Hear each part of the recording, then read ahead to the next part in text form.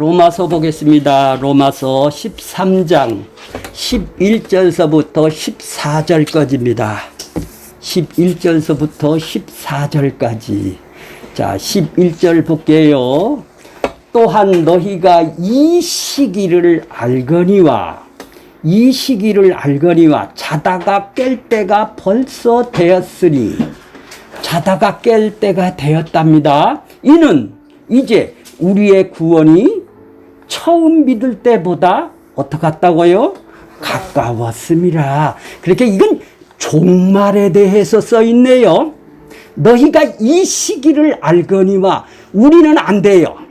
어떤 사람은 안 돼요? 우리가 안다라는 거예요. 자기 백성들, 구원을 받은 사람들, 하나님 나라가 그 속에 임한 사람들은 이 시기를 안 돼요. 이 시기를 안 돼요. 알거니와 자다가 깰 때가 벌써 되었다. 그러니까 쿨쿨 잠을 자지 말라는 얘기죠. 깬다라는 것이 뭔가, 잔다라는 것이 뭔가, 이 시기가 안다는데 전부 다 날짜를 알아맞추는 건가? 요거는 조금 더 배우면 될 테고, 지금 13장 넘어와서는 지금 뭐를 지금 공부를 하는 거예요? 12장 1절 다 같이 읽으세요. 12장 1절 12장 1절로 다시 돌아가요. 그러므로 형제들아, 내가 하나님의 모든 자비하심으로 너희를 권하노니 너희 몸을 하나님이 기뻐하시는 거룩한 산 제물로 드려라. 이는 너희가 드릴 영적 예배니라. 영적 예배를 삶에서 드리라는 것이죠. 산 제사로 드리라는 거예요. 어떤 사람에게? 하나님의 모든 자비하심이 있는 자에게. 자비하심을 모르면은, 하나님의 사랑과 긍휼을 모르면은, 하나님이 나한테 자비하심을 넣어준 것이 내 속에 소유를 하지를 못하면 이렇게 삶을 살 수가 없다라는 얘기죠. 그러니까 영적 예배를 그 사람은 드릴 수가 없다라는 거예요. 영적 예배를 못 드리면 뭐예요? 죽은 제사를 지낸다는 거예요. 형식적이고 왔다 갔다 하는 예배, 왜 드리는 예배가 없죠. 하나님의 자비하심에 감사해서 내가 그 삶으로 이 땅에서 산 제사를 드린다라는 것은 내가 이건 자연적으로 열매가 나오는 것이지 내가 노력한다고 나오는 게 아니잖아요. 이런 존재가 되었다 이 말이에요. 나는 내 안에 구원받아 하나님의 자비하심, 사랑하심, 긍휼하심을 하나님이 주셨기 때문에 내 안에는 하나님의 사랑하심을 내가 소유를 하고 있다라는 얘기죠. 이것이 삶에서 드러나는 것이 산제사네요. 이것이 삶에서 사랑이 드러나는 것이 열매라고 하고 산제사라고. 그렇게 노력해서 나오는 것이 아니라 내가 그냥 붙어만 있다면 삶에서 나오는 거예요. 근데 더 구체적으로 얘기할 것 같으면은 이제 12장에는 뭐예요? 교회에서 각 지체에게, 이웃에게, 또 13장에서는 국가에 대해서, 또한 이웃에 대해서, 또한 오늘은 종말의 자세, 종말 시대를 살고 있는 우리가 어떤 자세로 삶 속에서 산제사로 예배를 드릴 수 있는가, 그 부분에 있는 거예요. 자, 이렇게 전체적인 맥락은 12장 1절, 그러니까 1장서부터 11장까지가 어떻게 구원을 받아서 어떻게 하나님이 우리를 방주 속에 넣어 그들을 사랑을 느끼고 경험하고 체험하게 해주셨느냐, 이 사랑이 어떻게 삶에서 나오느냐, 그 얘기를 지금 하고 있는 거예요. 자, 원고로 돌아갈게요. 원고 보세요. 원고를 보세요. 자, 1장서부터 11장까지가 하나님의 구원 계획 안에 이루어지는 예정, 선택, 칭의, 죄와 사망의 구덩에서 믿음으로 말미암아 구원을 주제로 한 교리로 하나님 나라가 하늘에서 이루어진 것 같이 이 땅에서, 이 세상에서 나에게 어떻게 성령으로 하나님 나라가 임하셨는지를 1장서부터 11장까지가 써 있는 거예요. 그래서 이 세상에 살면서 천국을 다스림을 받은 존재가 이제 되었죠. 이제 하나님 나라에 들어왔으니까 이제 존재가 되어 있어요. 구원받은 존재, 천국을 소유한 존재가 되어 있다 이 말이에요. 여기서부터는 이제 내가 주인이 아니라 하나님이 통치를 받는 영역 속으로 우리가 들어왔죠. 다스림을 받는 영역 속으로 우리가 들어왔다 이 말이에요. 세상의 다스림을 받는 것이 아니라 하나님의 통치를 받는 다스림으로 들어왔어요. 이제 다스림을 받는 사람들이 이 땅에서 어떻게 삶을 살아요? 이제 12장부터 믿음으로 구원받고 의롭게 된 사람이 어떻게 살아야 하는가를 말해주는 실천을 주제로 하고 있습니다. 의롭다함을 얻고 그리스도 안에서 새로운 존재가 되었다면 사고방식 자체가 바꾸어져 주님이 따르는 삶을 살게 되어 있죠. 주님이 사셨던 그 삶을 살게 되어 있단 말이에요. 신자 개개인이 살아있는 제물로서 성별된 삶을 살아야 하고 교회 각 지체를 섬겨야 하는 것이죠. 자기를 유익을 위해서 살아가는 게 아니라 지체를 위해서 살아가는 존재가 되었다라는 얘기죠.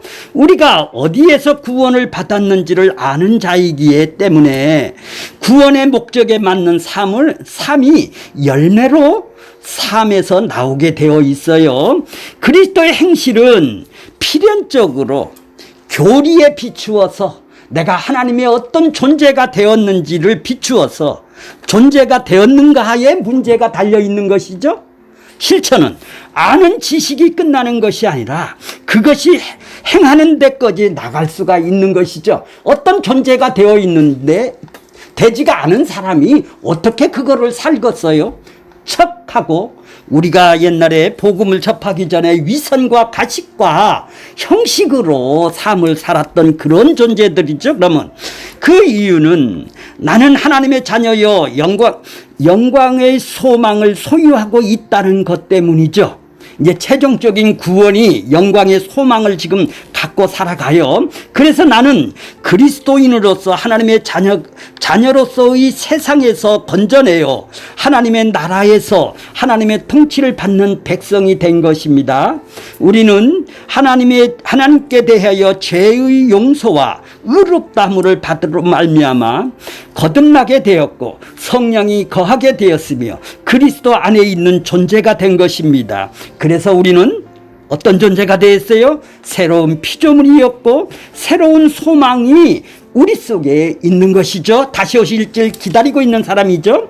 하나님 나라가 우리에게 임하게 된 것입니다. 이제는 하나님의 백성으로서 자신이 주인 되었던 우리가 그분이 주인의 통치를 받는 하나님 나라가 우리 속에 임한 것이죠.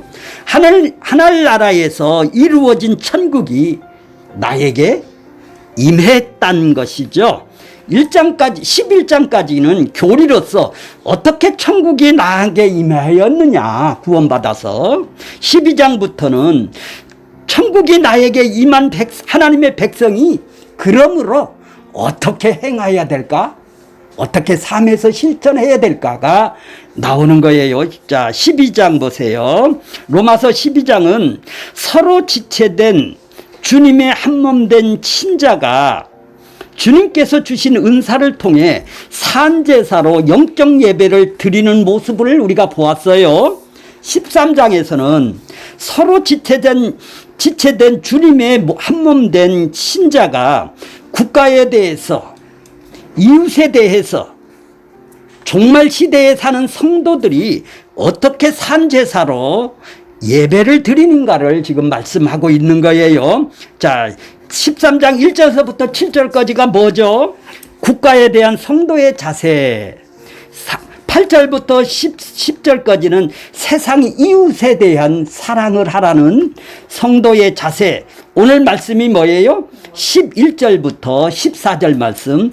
종말 시대에 사는 성도의 자세. 오늘 배우겠습니다. 바울이 말하고자 하는 한마디는 종말 시대에 사는 성도는 영적으로 깨어 신령한 삶으로서 그리스도의 재림을 준비해야 한다라는 것이죠. 즉 성도는 궁극적으로 천국 시민이기 때문에 이 세상 사람들과 본질적으로 다른 삶, 곧 이 세상에서 삶이 전부인 줄 알고 허랑방탕하게 사는 세상 사람들과는 달리 그리스도 재림과 성도의 각종 구원에 임박한 줄을 알고 어둠의 일을 벗어버리고 오직 주 예수의 옷 입는 신령한 삶을 살아야 된다라는 것이죠. 종말을 의식하며 사는 삶 자체가 거룩한 산제사인 영적 예배를 드리는 거예요. 죽어서 간다는 사람은 종말을 기다리나요? 이 땅에 축복을 주어서 더 많이 소유해서 이 땅이 그들은 천국이에요.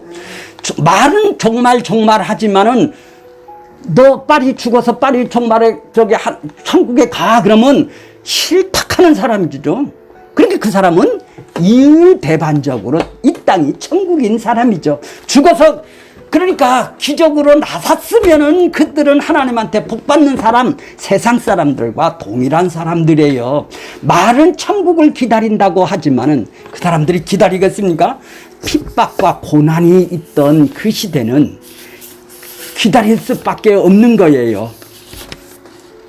자, 그것은 종말을 정말로 생각하면서 하루하루 삶을 살아가는 사람이 깨어있는 사람인데, 그렇게 삶을 살아가는 사람은 이 땅의 천국을 삶을 사는 사람, 구원받은 사람들이 이미 구원을 받아 하나님 나라가 자기 안에 천국이 임한 사람들이 정말로 다시 올 줄을 소망하고 살아가는 사람들이죠.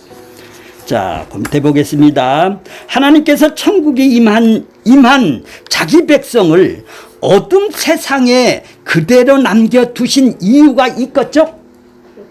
아니, 바로 눈이 띄고 귀가 열렸으면 바로 죽게 해서 천국 가게 하실 수도 있네요. 근데 왜 이 땅에 남겨두셨나요? 왜 우리들을 학교를 보내게 하고 직장을 보내게 하고 사업을 하게 하시고 주부로서 가정을 섬기게 하고 하나님이 하시는 일에 대해서 알지 못한다면 우리는 신자라는 이름만 가진 채 하나님이 없이 살아가는 사람처럼 살아갈 수밖에 없죠. 하나님이 자기 백성을 부르시고 그리스도를 알게 하고 그리스도를 아는 자로 세상에 남겨두었어요. 귀를 열어주셔서 복음을 아는 자로 이 세상에 남겨두었다라는 거예요. 그건 그리스도가 아는 사람으로서 살라는 것이죠. 너는 그리스도를 존재를 아는 자야. 너는 구원한 사람을 아는 존재잖아. 왜? 네가 죄인인 걸 아니까. 내가 눈을 열어주고 귀를 열어줘서 너를 건진 분, 너를 구원해 주신 분이 어떤 분인지를 너는 아는 분이고, 그래서 너는 네 죄를 아는 그것을 받고 바로 왜 그리스도를 아는 존재가 된 것이죠. 그러니까 자기가 믿는 그분에 대해서 알고 있다라는 얘기예요. 그렇게 알고 있으니까 이것이 이 세상에 남아있는 신자에게 주어진 책임이에요. 그러니까 모든 일이, 그 위에 보겠습니다. 신자는 역시 불신자와 마찬가지로, 그 위에 보겠습니다. 신자의 삶이라고 해서 불신자와 다를 것이 하나도 없어요. 다르게 주어지질 않았어요. 똑같은 이 세상에 사니까요. 예, 또 불신자 일이나 불신자는 하는 일마다 안 되는데 신자는 잘 된다는 보장이 있어요? 신자도 잘 망해요. 신자 역시 불신자와 마찬가지로 일이 잘 될 때도 있고 안 될 때도 있어요. 중요한 것은 일이 잘 되든 안 되든 상관없이 그리스도의 사람으로 존재하느냐가 문제죠. 잘 살 때도 그리스도인이고 못 살 때도 망할 때도 그리스도인이라는 얘기예요. 환경이 어떻게 됐든지 그는 하나님을 아는 구원을 받은 존재로 살아간다라는 얘기예요. 이것이 세상에 남아있는 신자에게 주어진 책임이에요. 어떤 사람으로 살아가느냐가 중요한 것이지 어떻게 사느냐는 중요한 것이 아니에요. 어떤 존재로 살아가느냐는 얘기죠. 이렇게 볼 때 본문은 우리에게 어떤 사람으로 살아야 할 것인가에 대해서 분명히 말씀하고 있습니다. 즉 종말을 인식하며 살아가는 자가 하나님을 기뻐하는 산제사로 영적 예배를 드리는 자라는 거예요. 그러니까 말로만 종말을 인식하며 기다리고 사는 사람은 복음이 있는 사람 이외에는 없어요. 그냥 이 세상이 좋다고 이 세상 거를 더 많이 가지려는 사람이 천국이 기다리겠나요? 안 기다려요. 이 세상 거 더 돌라는 사람인데. 자, 11절 보세요. 본문이에요. 또한 너희가 이 시기를 알거니와 자다가 깰 때가 벌써 되었으니 이는 이제 우리가 처음 구원을 믿을 때보다 가까웠음이라. 너희가 시기를 알거니와 주의 재림으로 오게 될 역사적인 종말을 그 시기의 성격이나 현상들을 통해 우리는 깨닫게 된다라는 것을 보고 시기를 안다라는 것이지 날짜를 안다라는 게 아니에요. 이러한 깨달음은 주의 가르침에 근거한 것이죠. 노아가 이 마태복음 24장에 보면 노아가 물의 심판이 있다라는 것을 인식하며 하나님의 약속의 말씀을 믿고 그 방주를 짓고 있죠. 다른 사람이 비웃죠. 우리를 비웃죠. 너 왜 대낮에 방주를 짓고 있느냐는 얘기죠. 그러니까 심판이 있다라는 약속의 말씀이 있기 때문에 그 말씀대로 이루어지는 것을 알기 때문에 방주를 짓고 믿음이 있는 사람이죠. 근데 믿음으로 그 고난을 이기는 거예요. 이게 약속의 말씀을 이해를 하고 그 약속해 주신 분이 누구예요? 노아에게? 하나님이기 때문에 그분은 반드시 말씀대로 이루어진다는 걸 알기 때문에 망치질을 하고 있는 거예요. 몇 년 동안? 40년 동안? 이제 그건 책을 찾아보세요. 다. 자, 따라서 시기가 주는 의미는 바로 깨달으라고 하는 바울의 촉구가 담겨 있는 거예요. 너희라는 것은 누구예요? 예수를 믿는 사람으로서 하나님의 천국이 임한 사람이죠, 지금. 구원을 이미 받은 사람들이에요. 그래서 천국이 이미 그들 속에서 임해서 살고 있는 사람이에요.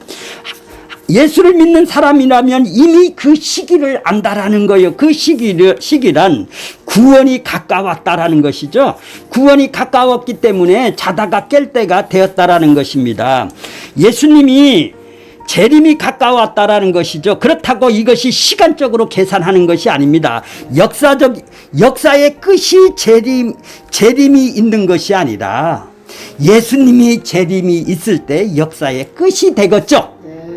그러므로 예수 그리스도를 믿고서 예수 그리스도의 재림을 소망하는 자가 깨어 있는 것이죠. 지금 오늘 내가 재림을 소망하면서 살고 있느냐, 이것이 깨어 있는 거란 말이에요. 재림에 관계없이 일주일 동안 살다가 교회 가서 또 재림을 생각하나요? 한번 가서? 잠자는 자죠. 그러니까 세상은 다 잠자는 자입니다. 이것을 모르는 사람은 지금 열심히 활동을 하고 있지만, 열심히 벌고 있지만, 열심히 충성봉사 열심은 하고 있지만 잠을 자고 있는 사람이네요.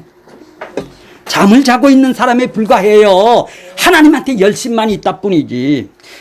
그러므로 성도는 낮에 속한 사람이죠. 잠을 자지 않는 사람이라는 말이 아니라 이 세상이 끝장난다라는, 노아가 이 세상이 끝장난다라는 것을 알고 있기 때문에 방주를 만들듯이 이 세상에다 소망을 두고 살아가는 사람이 아니라는 얘기죠. 이 세상은 끝장이 난다는 사실을 아는 사람이죠. 이 세상의 시간과 공간에서 일어나는 일들은 결론은 이미 우리는 알고 있어요. 왜? 세상은 끝장나니까 다 불에 타 없어지겠죠. 이 세상 나라는 없어진단 말이에요. 지금은 모든 세상 사람들이 열심히 노력하고 살죠. 미래를 예측하면서 더 나은 삶을 살기 위해서 죽을 힘을 다하고 살아요. 죽을 힘을 다하고 살면서 또 하나님한테 나 좀 보태달라고, 나 이거 죽을 힘까지 열심으로 봉사를 하죠. 그러나 그 끝은 사망이네요. 사망이란 단지 목숨이 끊어지는 차원이 아니라 하나님과 관계가 끊어진 상태를 말하는 거예요.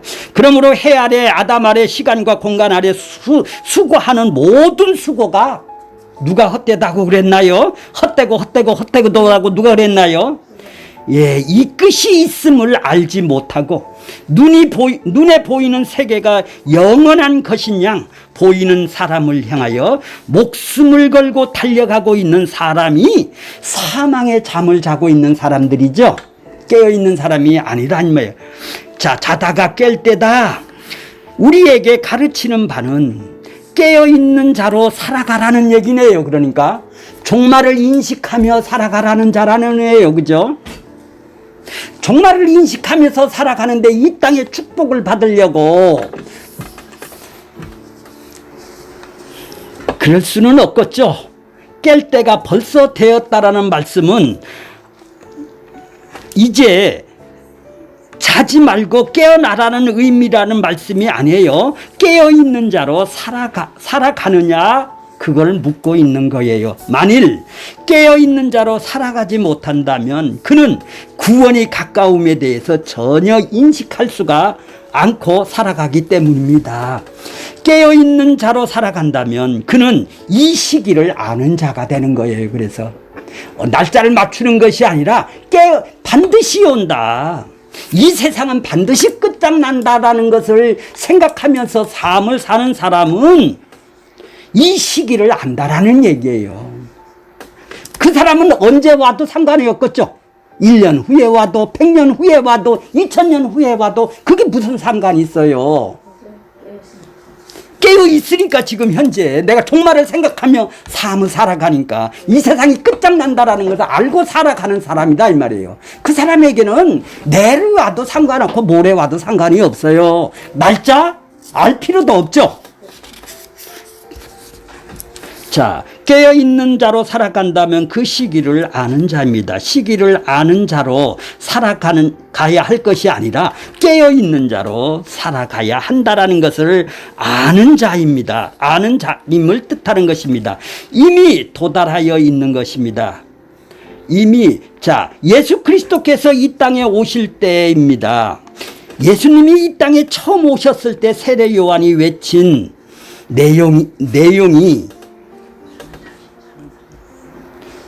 내용이 자는 자들이 깨우는 외침이었죠. 회개하라는 것은 뭐예요? 지금 잠자는 자들이에요.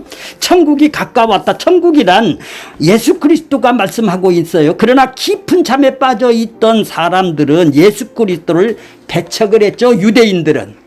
행위주의자들은 배척을 했죠. 때가 뭐예요? 종말론 개념으로 지정된 때라는 의미로 사람은 아무도 그 시기 즉 예수 그리스도께서 다시 오실 날 세상의 끝이 임할 시기를 알지 못하나 그때는 이미 지정되어 있어요. 근데 반드시 끝장날 날이 온다라는 얘기예요. 때와 기한은 아버지가 자기 권한에 두셨으므로 주께서 미리 말씀하신 종말에 관한 징조들이 나타날 때에는 우리가 잠에서 깨어나 주의 깊이 깊게 행동하고 준비해야 할 시기입니다. 그러니 종말을 인식이 없는 사람이 어떻게 준비를 하고 사는가? 내 맘대로 살죠. 세상 사람과 같이 살죠. 깊은 잠에 사는 것이죠. 자, 깊은 잠이 뭘까요? 오래된 전통이나 관습에 굳혀서 율법의 지킴과 예배 제도를 붙들고 있어요. 교회를. 또한 아브라함이 자기 자손이래요. 이렇게 율법을 붙잡고 있다란 말이에요. 그들은. 행위주의자들이죠. 예수님은 자기를 믿지 아니한 그들을 향하여 너희는 아브라함 자손이 아니라 너희 아비 누구의? 마귀라는, 그렇죠. 행위주의자가 마귀라는 얘기예요. 이 세상을 지배하는 마귀라는 것이죠. 아브라함은 오히려 예수님의 때를 보고 기뻐하였다고 말했죠. 아브라함이 전번에 했었죠. 아브라함은 오히려 예수님의 때를 보고 기뻐하였다고 말씀하셨어요. 그러므로 아브라함은 자는 자가 아니라 깨어있는 자네요. 그러므로 아브라함과 이삭과 야곱의 하나님은 죽은 자의 하나님이 아니라 산 자, 영원히 하나님 앞에 산 자, 약속을 반드시 지키시는 그분, 말씀대로 그래도 이루어지시는 그분이 산 자죠. 그 사는 자가 믿는 것이죠. 잠자는 자는 누구예요? 그러니까 행위주의, 율법주의자들이죠. 깨어있는 자는 누구예요? 예수 그리스도의 십자가에서 다 이루었다라는 것을 믿는 복음주의자들, 믿음주의자들, 모든 율법의 저주를 다 받으시고 그 율법의 공으로 다 완성을 하셨어요. 예수님이 대속과 의롭다함으로 다 완성을 하셨어요. 예수님께서 이 땅에 오신 것은 그때부터 자다가 깰 때가 된 시기죠. 지금까지. 자, 자다가 깰 때 이미 하나님 나라가 완성품이 있죠. 우리는 가야 될 그곳이 완성품이 있어요. 우리는 지금 천국을, 하나님 나라를 이 땅에서 여기서 땅덩어리가 없는 내 마음에서 통치를 받는 부분적으로 하나님의 나라를 지금 살고 있어요. 근데 완성된 나라가 있단 말이에요. 새 나라 새 땅이 있다는 얘기죠. 또 다시 무엇을 만들려고 하지 않는 사람이 깨어있는 사람이네요. 이것을 알지 못하기 때문에 사람들은 자꾸만 엉뚱한 인간의 계획, 비전을 막 세운다 이 말이에요. 더 크게 만들려고. 천국이 이미 되어 있는데 그건 안 믿고 더 이 땅에서 더 비전을 세우는 거예요. 예수님이 완성을 믿는 사람은 주님이 다시 오시기를 기다리는 사람이기에 발전이라는 것은 의미가 없죠. 지금보다 조금 더 발전되면 어떻고, 더 잘 살면 어떻고, 덜 살면 어때요? 그러나 예수 믿지 않는 사람들은 발전하는 것에 재미로 살죠. 그전보다 조금 아파트 넓히는 재미로 살잖아요. 개인이 발전하고 교회가 발전하고 국가와 역사가 발전하고 한다고 합니다. 이러한 발전에 대한, 더 잘 사는 것에 대한 신념은 인간의 모든 삶의 영역에서 영향력을 지금 행사하고 있죠. 경제, 문화, 사학, 과학, 종교까지도 발전을 통하여 더욱 나은 인간성을 지금 만들고 있다 이 말이에요. 천국은 안 기다려요. 완성된 천국은 안 기다린다 이 말이죠. 그러나 그 발전하는 것은 결국 인간 스스로 자기를 치장하는 무화과 나무 잎을 입는 것에 불과하네요. 이것을 조금 더 가려서 내 치마를 가져 부끄러움을 가리자는 거예요. 난 너보다 조금 더 낫는가는. 그다음에 또 하나는 자기들의 이름을 내자고 한 바벨탑 사건이네요. 더 잘 살자는 건 바벨탑 사건이죠. 이런 자들은 예수 그리스도께서 십자가에서 벌거벗고 죽으심으로 다 이루었다는, 힘 있는 자가 우리의 구원자지 힘없이 저렇게 죽어서 우리를 어떻게 구원을 해? 수치스럽게 생각해요. 그리고 예수 믿는 건 축복받고 구원을 받기 위한 자기 정성으로 가는 나라라고 생각을 하죠. 자, 12절 잠깐 볼게요. 12절 보세요. 12절. 밤이 깊고 낮이 가까웠으니 그러므로 우리가 어둠의 일을 벗고 빛의 갑옷을 입자. 밤이 깊고 낮이 가까웠다라는 것은 재림이 가까웠다라는 얘기예요.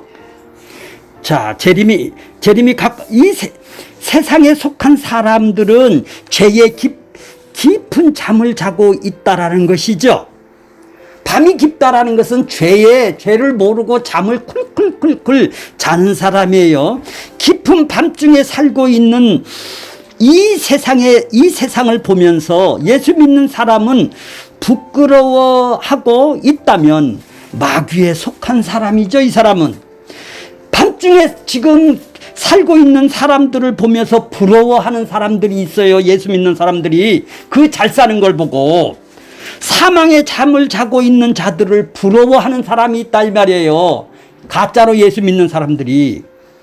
이와 같이 의미의 말씀을 예수님이 하신 적이 있어요. 회개하라. 그렇죠. 천국이 가까웠어요. 가까운 것이 아니라 이제 우리에게 임하게 돼 있어요. 자, 말씀이 바로 그것이에요. 예수님이 말씀을 듣고 회개할 자가 누구겠습니까? 회개하라고 한다고 해서 회개할 사람입니까? 회개란 오직 천국이 가까움을 아는, 죄를 아는 자들이 회개할 수 있는 것이죠. 예. 아, 죄도 모르는 사람이 무슨 회개를 해야? 아니야. 축복받기 위해서는 하죠. 자기 좀 더 잘되기 위해서는 회개를 해요. 아유, 천국이 가까웠다라는 것은 하나님의 나라가 가까웠다고 회개하라는데 축복을 받기 위해서 회개를 하고 있는 엉뚱한 회개를 한다 이 말이죠. 죄가 인식이 안 되니까 그러는 거죠. 성령이 아직 안 왔으니까 그런 게 택하지를 않았으니까 그런 거예요. 성령이 오시면 반드시 알게 된다고요. 죄와 심판이 저 물속에 빠져있는 나도 저렇게 물로 완전히 수장되고 그래. 그래요. 아, 조금만 수장하고 까딱거리기만 해도 아이고. 자, 그 밑에 볼게요. 어둠의 일을 벗고 빛의 갑옷에 입자. 어둠의 일이 뭘까요? 육신의 일을 위하여 도마하는 모든 것들이 육신을 기쁘게 하는 자기가 주인으로 살아가는 것이 다 어둠의 일이네요. 하나님 뜻대로 하는 것은 뭐예요? 빛의 일이죠. 그러니까 그리스도를 따라간다라는 것은 세상에서 그리스도가 사셨던 모든 삶이 옳습니다. 예수님의 삶이 정당합니다. 옳은 것입니다. 선한 것입니다. 그걸 알기에 나도 예수님의 모든 것을 받아들인다라는 의미죠. 예수 믿는다라는 것은 따라간다라는 의미예요. 그렇기 때문에 예수를 따라간다라는 것은 막연한 말이 아니라 주님이 사셨던 삶을 살아가게 된다는 뜻이죠. 그것이 결국 어둠의 일을 벗고 빛의 갑옷을 입고 살아가는 것이 예수님이었었죠. 그것이 바로 그런 뜻이에요. 역시 세상이 하는 대로 살아가는 것이 아니라 그리스도가 사셨던 삶을 살아가라는 의미로 이해를 해야 된다라는 얘기예요. 어둠의 일을 벗고 빛의 갑옷을 입자라는 말이 그렇게 예수님이 삶을 살으셨으니까. 우리 시대의 위기를 아세요? 자식이 공부를 못할 때 위기를 느끼죠. 물가가 오를 때 걱정이 태산이죠. 수중에 돈이 없을 때 아이고 하죠. 그러면서 그리스도만을 의지하지 못하는 자신에 대해서는 전혀 위기라는 감지를 하지 못하죠. 예, 있어도 되고 없어도 되고. 도대체 왜 그럴까요? 그 이유는 시대를 보지 못했기 때문에 그런 거예요. 밤이 깊고 낮이 가까웠다 함임에도 불구하고 밤이 깊었다라는 위기를 느끼지 못하고 낮이 가까웠다는 위기를 전혀 느끼지 못하고 살기 때문인 것이죠. 그러니까 무엇이 중요한지를 모르는 거예요. 그래서 오직 생존의 위기, 살아가는 데 위기만이 중요하게 여긴 채 살아가게 되는 것이죠. 이것이 잠자는 자들의 모습이래요. 밤이나 어둠은 윤리 도덕에 타락한 것을 의미하는 것이 아니라 빛으로 오신 예수님을 배척하는 것이 밤이고 어둠이죠. 예수님을 배척하는 것이 밤이고 어둠이에요. 다시 말해서 그리스도 사랑으로 살아가지 않는다는 뜻이죠. 사랑을 모르고 예수 믿으면 예수님을 배척하는 것이죠. 다시 하나님한테 내 귀를 뚫혀주세요. 내 마음의 눈을 열어주세요 하는 것이 옳은 일이죠. 이것이 우리 몸담고 살아가는 시대의 모습이에요. 이런 시대 속에 우리가 남겨두신 것은 어둠의 세력 안에서 빛으로 살라는 것이래요. 빛으로 살라는 것은 그리스도를 사랑하고 그리스도를 따라가는 삶을 살라는 것입니다. 그리스도를 배척하는 시대에서 오직 그리스도를 살아가는 사람들을 남겨놓으신 것은 신자이기 때문입니다. 자, 빛의 갑옷이라는 것은, 빛나는 갑옷은 장군이 입는 것으로 권위를 상징하는 예수님의 영예를 드러나야 함을 암시하는 어둠의 세력을 물리치는 것을 바로 예수님을 따르는 삶이죠. 예수님의 얼굴에 먹칠한다고 그런 말을 들어보셨나요? 자, 종말론이 전번에 노아의 방주크를 잠깐 볼게요. 마태복음 25장 잠깐 보겠습니다. 24장으로. 자, 여기 인덱스 해놓고 24장으로 보세요. 종말론이 마태복음 23, 24, 25장까지가 종말론이라고 종말에 대해서 써 있어요. 자, 24장, 24장 1절 보세요. 예수께서 성전에서 나왔어요. 성전에서 나와서 지금 예수님께서 일주일 동안 고난주간에 지금 일어났던 일이에요. 고난주간의 마지막 때 이 종말의 시간을 제자들한테 얘기를 23, 24, 25 얘기를 하는 거예요. 성전에서 가실 때에 제자들이 성전 뜰을 가리켜 보이려고 나아오니, 자, 성전 뜰 좀 보세요 하고 예수님한테 좀 권유를 하셨어요. 저 웅장한 저 건축물 좀 보세요. 이랬더니 2절 보세요. 예수님께서 뭐라고 대답을 하세요? 너희가 이 모든 것을 보지 못하느냐? 내가 진실로 너희에게 이르노니 돌 위에 남지 않고 예루살렘 성전이 다 무너지리라.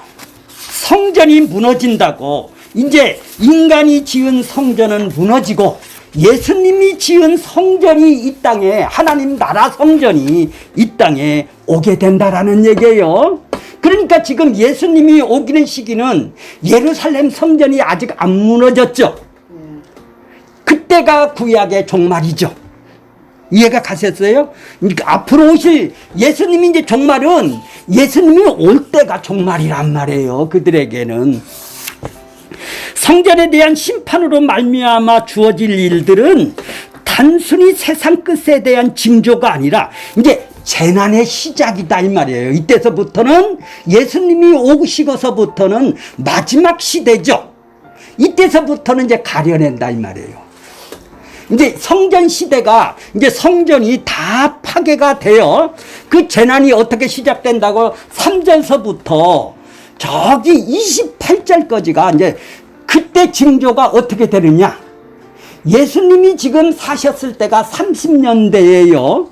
그 다음에 디도 장군이 예루살렘이 지금 돌 위에 성전이 다 파괴가 되었을 때가 70년이란 말이에요. 디도 장군에 의해서 망했단 말이에요. 그 예언을 지금 하시는 거예요. 그 징조가 지금 어떻게 했느냐? 이걸. 그러니까 그들은, 자, 그런데 29절 보세요. 그날 환난날에, 자, 29절 한번 보세요. 그 징조를 얘기를 해 주시고, 그날의 환난 후에 즉시 해가 어두워지고 달이 빛이 되어, 자, 별들이 하늘에서 떨어지고 하늘의 권능들이 흔들리더라. 이제 예수님이 지금 성전이 파괴가 된다라는 것을 지금 상징적으로 지금 얘기를 해주는 거예요. 예루살렘이 지금 망한단 말이에요. 이제 디도 장군에 의해서 모든 예루살렘이 성전부터 돌 위에 돌 하나 남지 않고 다 없어지게 되는 거예요. 자, 이렇게 세상 끝날이 어떻습니까? 이렇게 예수님이 징조에 대해서 하고 지금 재난에 대해서 이렇게 예수님이 예언을 해줬어요. 징조에 대해서. 그러면서 그것은 곧 예수님의 십자가로 하나님의 모든 계시가 다 드러났기 때문에 재난의 시작이 세상 끝이라는 거예요. 이제 예수님이 이제 성전이 파괴됨으로 인해서 이제 예수님의 하나님의 나라가 예수와 하나 된 자들이 말씀을 거부하고 세상으로부터 오는 환난에 노출된 삶으로 살아갈 수밖에 없는 성도들이 이제 종말이 이제 시작이 되는 거예요. 이제 여기서부터는 예수님이 오시고서부터는 이제 앞으로는 성전이 파괴되면서부터는 종말이 시작이 되는 거예요. 그래서 말세라고 그러는 거예요. 예. 오셨다가 가시고 성령 우리에게 보내주시고 나서 자, 예, 그렇죠. 성전이 멸망해 해가 어두워지고 달이 빛이 내지 아니하고 별들이 하늘에서 떨어져 하늘의 권능이 흔들리게 되는 일이 있다라는 얘기예요. 하나님의 이런 심판의 용어를 사용하는 것은 눈에 보이는 성전을 중심으로 율법을 지켜 영생을 취하려는 모든 유대 종교, 행위 종교, 율법 종교 행위가 이제 철저히 무너졌다라는 것을 지금 설명을 하고 있는 거예요. 성전이 파괴됨으로 말미암아 율법주의 행위주의자들이 철저히 파괴가 되었다라는 걸 지금 선언하고 있는 거예요. 그래서 이제 인자가 다시 오심이 뭐예요? 이제 성령으로 다시 오신다 이 말이에요. 성령으로 다시 오셔서 십자가의 언약을 성취해 주심으로 말미암아 자기 택한 백성들을 하나님의 나라의 백성들로 이제 불러들이는 것이죠. 여기서부터 이제 갈라내는 것이죠. 자기 백성하고 자기 백성 아닌 자들을 갈라내는 이제 종말의 시대가 지금 이루어졌다라는 얘기예요. 자, 32절 보세요. 더 구체적으로 성전에 대한 심판의 비유를 지금 얘기를 하세요. 자, 더 구체적으로 32절 보세요. 무화과 나무의 비유를 배우라. 그 가지가 연하여지고 잎사귀가 내면 어떻게 된다고요? 여름이 가까웠대요. 무화과는 꽃이 안 피죠? 꽃이 안 피는 열매예요. 그러니까 잎사귀가 나면은 여름이 가까웠다라는 것은 이제 열매도 생기고 잎퍼리가 나면 잎이 생기면 여름이 가까우는 우리는 이건 다 알죠. 그와 동일하게 33절 너희도 이 모든 일이 있거든. 이런 예루살렘이 멸망하는 모든 일이 디도 장군이 이 유대 종교가 이 파괴되는 일이 있거든.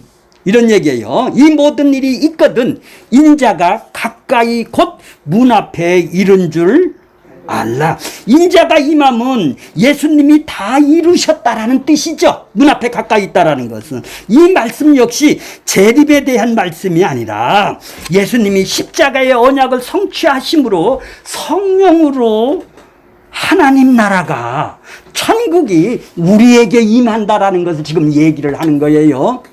다시 오신다라는 거예요. 예수님이 성령을 통해서.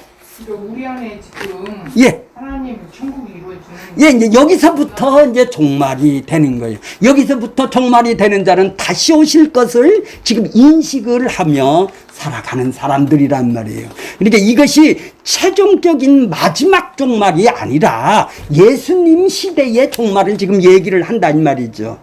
그래서 지금 율법주의자들을 그 성전이 파괴되었다라는 행위주의자들은 철저히 종교적 행위를 무너뜨리는 유대 종교를 무너뜨리는 것이 바로 율법. 성전이 없으니까 그들은 제사를 못 드리죠. 이제 행위주의자들은 끝났다라는 얘기예요. 니들 행해서 구원받는 거는 끝났다. 니들이 제사를 어디서 염소를 잡아서 어떻게 하나님한테 드려? 이제 끝났다는 말이에요. 그거 드려서 나를 통해서 구원받는 거를 지금 예수님이 얘기를 해주는 거예요. 그것이 바로 성전 파괴란 말이에요. 내가 3일 만에 나 일으키리라 얘기를 했던 것이 바로 그런 상징적인 율법주의를 파괴가 바로 성전의 파괴래요. 그들은 제사를 드릴 수가 없어서 죄를 용서를 받지를 못하잖아요. 왜? 어디서 제사를 드려야 되는데 성전에서만 이제 이게 파괴됐다는 말이에요. 이제 율법주의자가 완전히 종말되었다는 말이에요. 아니 그걸로 구원받을 것 같으면 지금도 성전을 내버려 뒀어야 돼요. 그렇잖아. 염소하고 지금 피로 인해서 구원받는다면 그걸 통해서 구원받게 내버려 하나님이 구원받는 방법을 내버려 뒀어야 되는데 파괴가 되었다. 성전이 파괴돼서 지금 제사를 못 드린다라는 것은 이제 끝났다 이 말, 종쳤다 이 말이에요. 지금 그 무화과 나무 비유를 통해서 이제 내가 다시 오신다라는 걸 얘기를 해주는 거예요. 아, 이거 조금 더, 그래요. 조금만 더. 예? 한 거니까 재미가 없어서 그런 것이죠. 재밌어요. 그래요. 이스라엘은 말이에요. 구약의 이스라엘 아래서 평안히 살았다라는 것은, 무화과 나무 아래서 평안히 살았다라는 것은 언약 안에서 거하는 기쁨과 안식 상태를 이거 상징하는 거예요. 무화과 나무가 이스라엘 저기죠, 나무죠. 나다넬이 무화과 나무. 왜 평안히, 그러니까 그들이 평안하다. 하나님의 언약을 거하는 기쁨과 안식 상태를 거기 안에 무화과 나무 아래서 말씀을 글쎄 나다니엘이 했듯이 평안한 상태를 얘기를 하는 거예요. 그러니까 무화과 나무가 그러나 이와 대조적으로 언약을 무시하고 사는 이스라엘은 심판하는 표현은 뭐예요? 시들었다 이 말이에요. 잎사귀가 시들었다 이 말이에요. 그렇게 표현을 해요.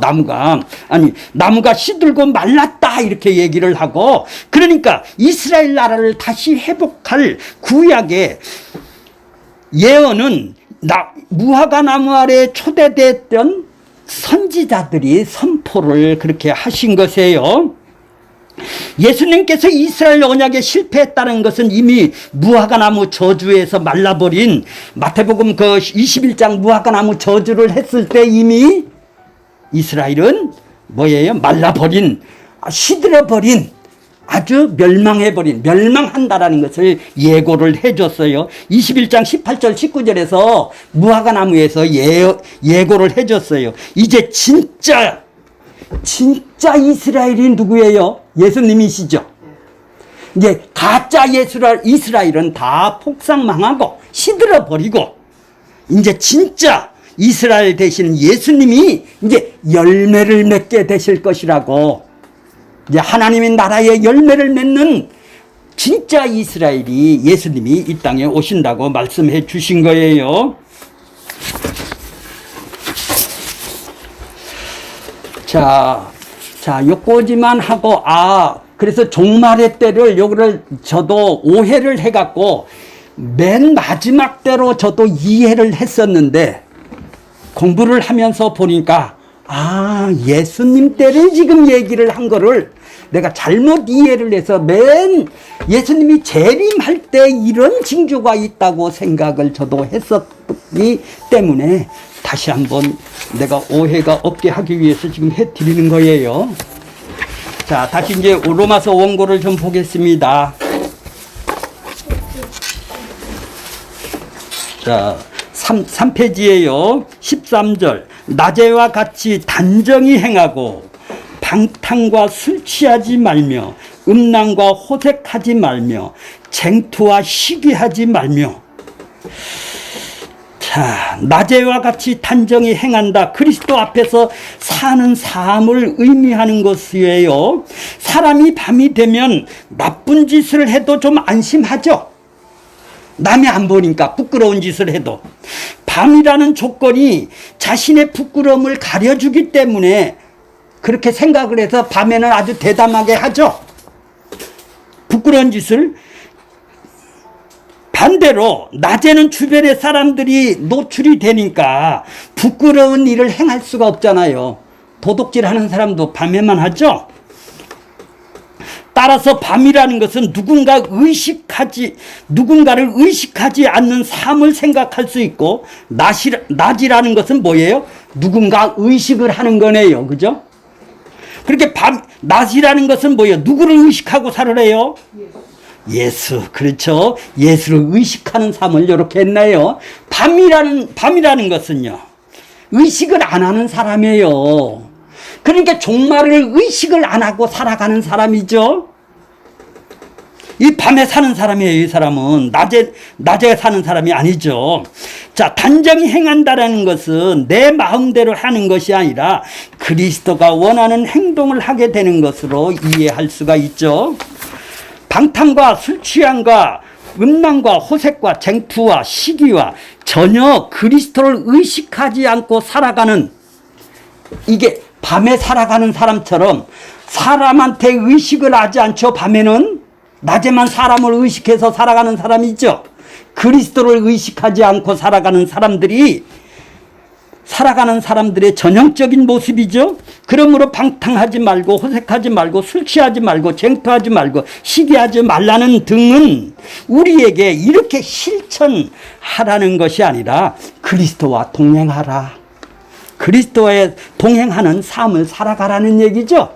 네 안에 천국이 있기 때문에 그리스도와 동행하는 삶을, 천국을 이 땅에서 동행하며 살 수가 있기 때문에 이렇게 사는 사람은 뭐예요? 우리 힘으로 막을 수 있는 것이 아니라 그리스도가 동행될 때 그리스도 능력이 되어지기 때문입니다. 이것이 곧 그리스도 옷을 입은 것이죠. 그리스도를 인식하면서 살아가는 사람이 술 취하고 음란하고 호색하고 쟁투하고 시기하고 살아갈까요? 그렇지 않죠. 자, 마지막 14절입니다. 14절. 오직 주 예수 그리스도의 옷을 입고 정욕을 위하여 육신을 어떻게 한다고요? 도모하지 말라. 지금까지 모든 말씀의 결론이 뭐예요? 하나님의 자비하심으로 인한 거룩한 산 제물로 드리는 영적 예배는 뭐라고? 그리스도 옷을 입고 사는 거예요. 그리스도 옷을 입고 사는 거예요. 세상 옷을 입고 살아가는 게 아니라, 교회의 옷을 입고 살아가는 게 아니라 예수의 옷을 입고 살아가는 것이죠. 그리스도 옷을 입고 사는 삶이란 무엇이에요? 이 시기가 어떠함을 아는 것도 그리스도 옷을 입고 살아가는 삶이기 때문에 가능합니다. 구원이 처음 믿을 때보다 가까웠다라는 것을 아는 것도 옷을 입었기 때문에 가능한 것입니다. 그렇다면 그리스도 옷을 입었다라는 것은 무엇입니까?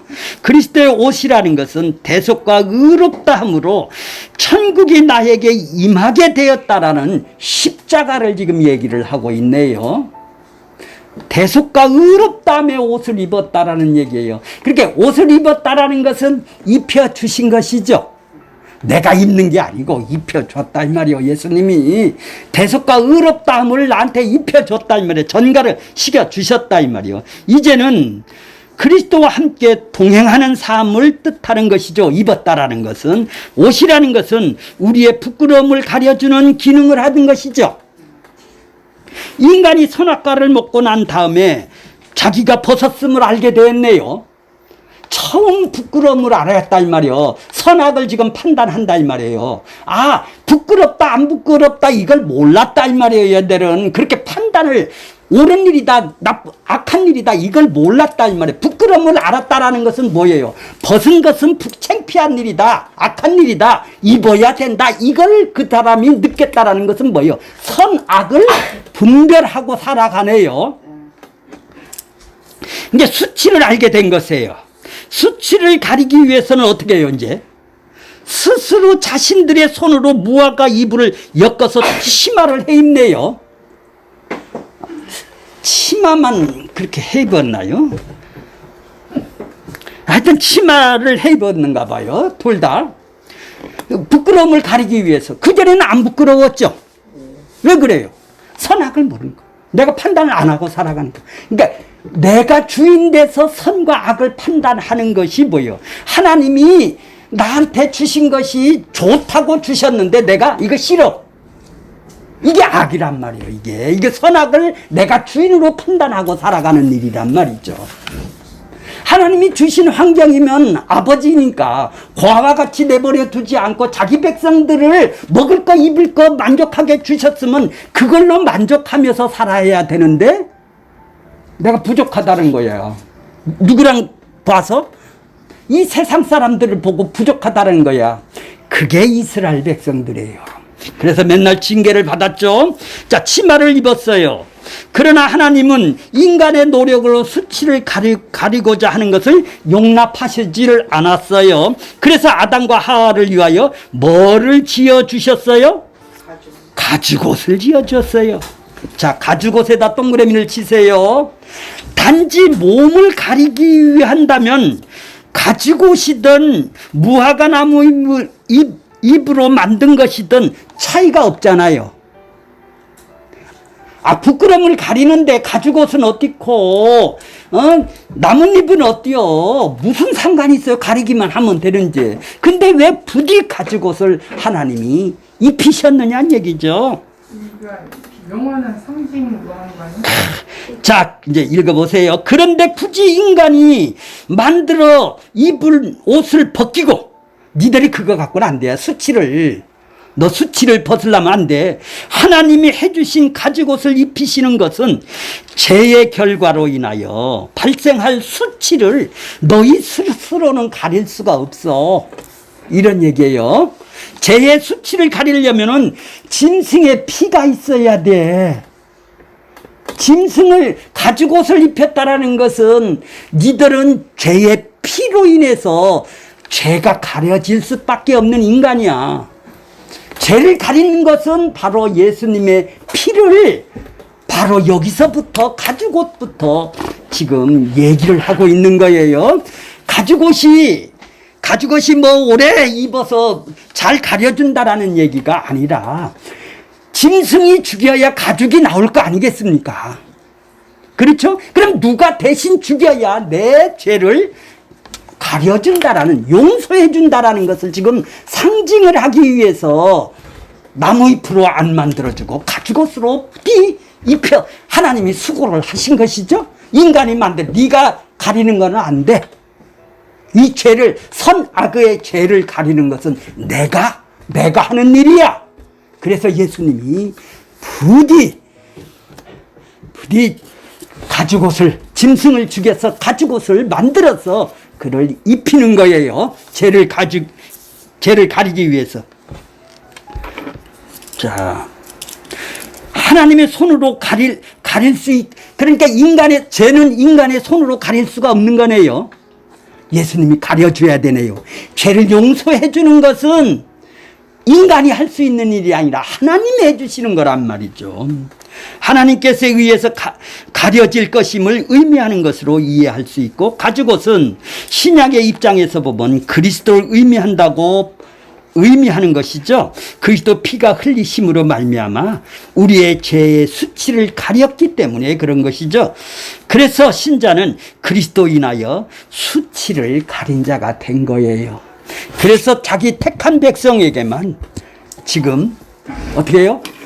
가죽옷인 그 피를 대신 흘리시고 내가 그 심판을 대신 받으셔서 우리에게 예수의 피를 발라서 그를 죄와 사망 속에서 건져내 하나님의 백성이 되게 하는 하나님 나라가 그에게 임할 수 있게, 그래서 자기 백성들로 만드는 이 땅에 하나님의 나라가 이루어지는 일들을 하나님의 일이라고 그랬죠. 그 일을 누가 하시나요? 하나님이 하시는 것이죠. 우리는 뭐 하는 일이에요? 하나님이 하시는 일에 감사하고 기뻐하고 감격하고 높여드리는 그 일이 영광을 드리는 것이지, 하나님이 나 이거 해줬으니까 내가 갚아준다? 그건 뭐예요? 그걸 안 주면 안 갚아준다? 이 거래를 하는 사람, 정성을 들여서 구원받는 것이 아니라는 것을 지금 알려주는 것이에요. 자, 밑에 줄 보세요. 자기가 만든 옷을 입은 자기 행위로 만든 옷이 아닙니다. 자기 행위로, 자기 의로 만든 옷을 보고 자기가 만든 옷이에요. 내 열심, 내 노력, 내 행위를 만든 옷을 보고 내 의의 옷이란 말이에요. 자기 옷이란 말이에요. 자기가 만든 옷이죠. 예수님이 만든 옷이 아니라. 자, 이것은 다 누더기 같은 것이죠. 행위주의자들입니다. 이것은 자기가 행위를 많이 했다고, 정성을 많이 들였다고 자기 자랑밖에 할 수 없는 것이죠. 은혜를 모르는 이 사람이 뭐죠? 인과응보. 뿌린 대로 거둔다. 그러니까 내가 하나님한테 열심히 심어야 콩을 나온다. 열심히 내가 하나님한테 뿌려줘야 구원도 받고 축복도 받는다는 행위주의자, 은혜를 모르는 자들입니다. 자, 예수 그리스도의 옷을 입는다라는 것은 뭐예요? 우리의 온갖 죄와 더러움을 가려주는 의의 세마포가 되는 것이죠. 세마포를 입은 성도예요. 이게 신부라는 거예요. 신부는 신랑이 입혀주는 것이죠. 근데 행위주의자의 옷은 어때요? 자기가 만든 옷은 자기가 입는 것이죠. 자기가 노력해서 입는 옷이잖아요. 행위주의자 옷은. 믿음주의자는 어떤 거예요? 그분이 신랑이 의의 옷을 세마포를 입혀주는 거예요. 계시록 16장 15절에 보라 내가 도둑같이 오리니 누구든지 깨어 자기 옷을 지켜 벌거벗고 다니지 아니하며 자기의 부끄러움을 보이지 아니하는 자는 복되도다. 예수님께서 도둑같이 오시는데 깨어서 자기 옷을 지켜서 부끄러움을 보이지 아니하는 자가 복이 있는 자다. 이 옷이란 자기가 만든 옷이 아니라 믿음으로 받은 옷이죠. 하나님한테 안 부끄러운 옷이단 말이에요. 우리의 행위가 아니라 믿음으로 의롭다함을 받는 옷이죠. 가난한 신부일수록 주님이 주신 옷에 감사가 더 크겠네요. 자기 의로 가득 찬 사람은 주님이 주신 옷보다는 자기 치장의 옷을 입고 가려고 할 것이죠. 행위주의자입니다. 그러나 주의 옷을 입지 않으면 쫓겨나 슬피 울며 이를 갈 뿐이죠. 우리는 예수 그리스도의 옷을 입고 있습니까? 이때가 우리가 자다가 깰 때입니다.